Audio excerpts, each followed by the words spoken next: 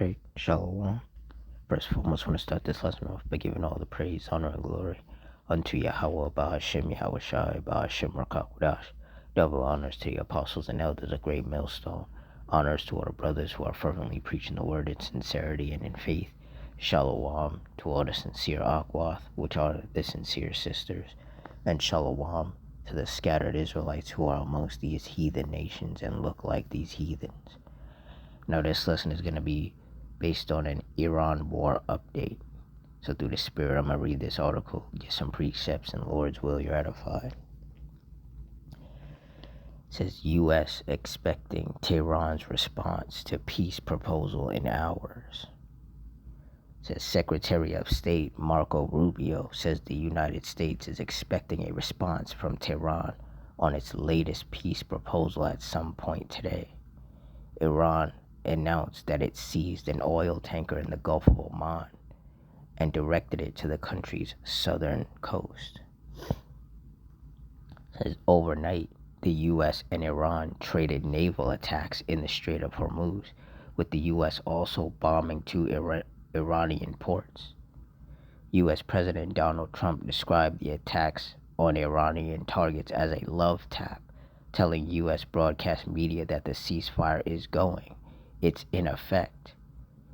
Israel continues to attack southern Lebanon, killing several people today, including a paramedic. My whole thing is, how is there still a ceasefire intact when y'all just fired on each other?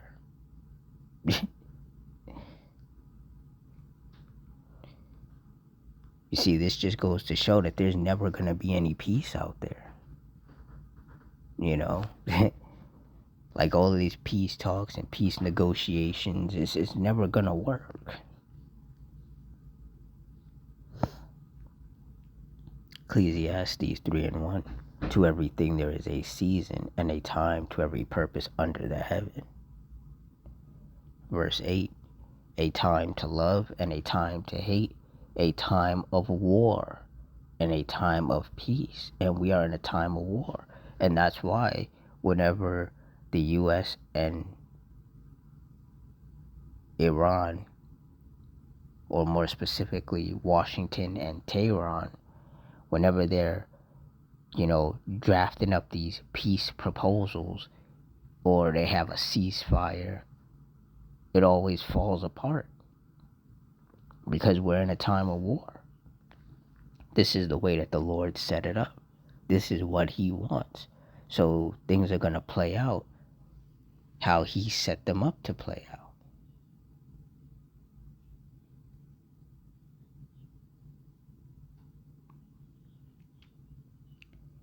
Exodus 15:3. The Lord is a man of war. Lord Yahweh is His name. And that's right, the Heavenly Father is a man of war.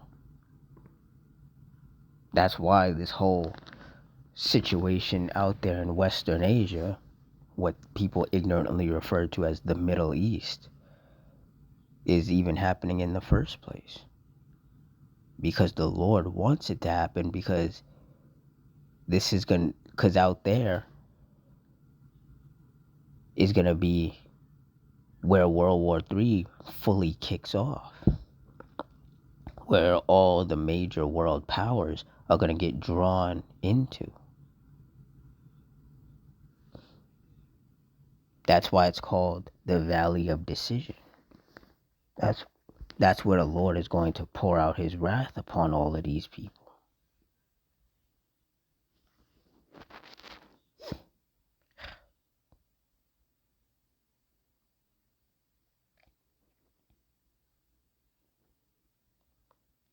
Habakkuk 2:1. I will stand upon my watch and set me upon the tower, and will watch what He will say unto me, and what I shall answer when I am reproved. And the Lord Yahweh answered me, and said, write the vision, and make it plain upon tables, that he may run that readeth it. Verse 3. For the vision is yet for an appointed time, but at the end it shall speak and not lie. Though it tarry, wait for it, because it will surely come. It will not tarry. And that's why through the spirit, I kept saying that the ceasefire, it was never really going to last. Because ultimately the Lord set it up to where World War III is going to happen. And it's going to be a nuclear war. And when the Heavenly Father, Yahweh, puts something in motion, it's going to go all the way until it's over. It doesn't matter what Esau wants to do or what anybody else wants to do. You're not going to change the course that the Lord has set for these events to take place. Esau is not running the show here. It doesn't matter if Trump, wants to do a ceasefire with Iran. Because the Lord does not want that. There is never going to be any peace between Iran and the U.S. The Lord is just going to keep having the two sides clash until eventually things get so stressful on the world stage due to this conflict, due to this war, that these other nations who, for the longest, have been trying to stay out of it, they end up having no choice but to get involved. And the Lord is going to put the spirit on all of these other major world powers to turn against America and Israel, because everybody has figured out that the U.S. and Israel are the problem. The U.S. and Israel, why all of this is happening in the first place. If the U.S. and Israel had not bombed Iran, there wouldn't be a war happening out there right now. The global economy wouldn't be so screwed up.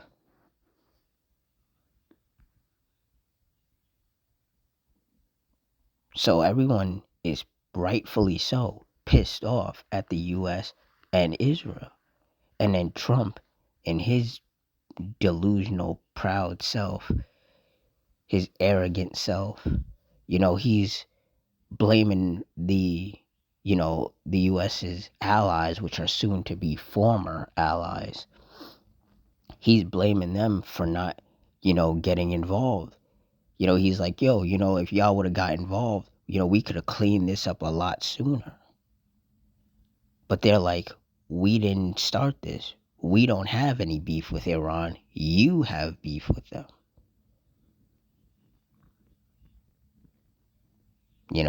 They're telling Trump, hey, clean up the mess you made. The thing is, Trump can't clean it up. It just keeps getting worse. And even though the crooked U.S. media is trying to make it seem like the U.S. is winning, that's the farthest thing from the truth. Because we know that Iran has decimated the U.S. military bases in the region, making them uninhabitable. We know that Iran has shot down U.S. fighter jets. We know that Iran has severely damaged U.S. warships and destroyed billion-dollar military equipment. So it doesn't sound like the U.S. is winning. But because Esau is such a liar,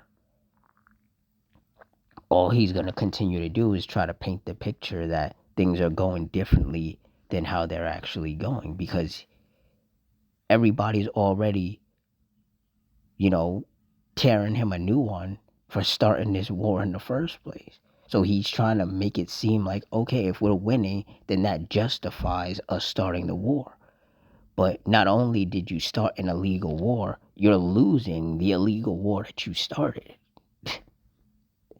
And you've thrown the whole world into chaos. And this is why Esau, the so-called white man, was never fit to rule. because they don't rule in righteousness. Every move Esau makes is a wicked move that just hurts everybody and causes chaos and disruption and misery.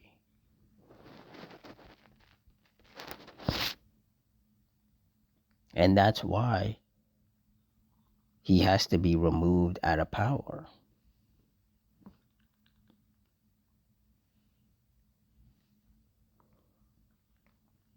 Job 14:5, seeing his days are determined, the number of his months are with thee.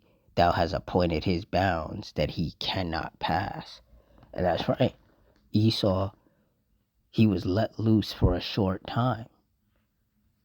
And now he's approaching the end of that time. And that's why every move these Edomites make is just the wrong move. Everything is backfiring on them, blowing up in their face, falling apart. And they're scratching and clawing and they're throwing everything and anything at the wall and hoping it sticks, but nothing is. Esau was never meant to rule forever. And now he's going down. And the more desperate he gets, the worse things are going to get, the more aggressive he's going to become.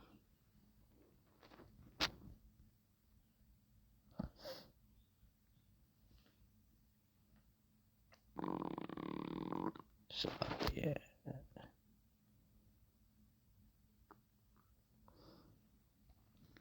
Revelation 12:12. Therefore rejoice, ye heavens, and ye that dwell in them. Woe to the inhabitants of the earth and of the sea, for the devil is come down unto you, having great wrath, because he knoweth that he hath but a short time. And that's right, Esau knows that his time is short. So he's gotta kick things into high gear, so to speak. He knows that he doesn't have time to, sit down and thoroughly plan things out. He just has to start making moves. And we see that. That's why every move they make has been so sloppy. Like it's all falling apart. The downfall of Esau is happening right before our eyes. And this war, which the Lord is going to allow to turn into a full-scale world war, this is going to be that icing on the cake. This is going to be how Esau fully goes down. Because the way that Esau came into power was through violence. So the Lord is going to have it whereas Esau falls out of power the same way. He rose to power through the sword, and now he's going to fall by the sword.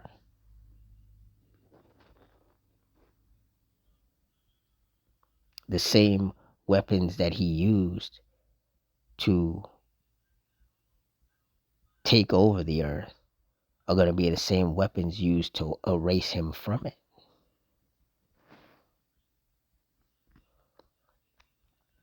And there's nothing that he can do to stop this. The Lord has set it up that Jacob would rise and Esau would fall. And we are in that transition period. And it's a beautiful thing to witness. And Thawadi Yahweh Bashim Yahushai for allowing those of us of the hopeful elect to witness it and to bless us with the wisdom, knowledge, and understanding so that we understand what's happening and we can properly express, how beautiful this is.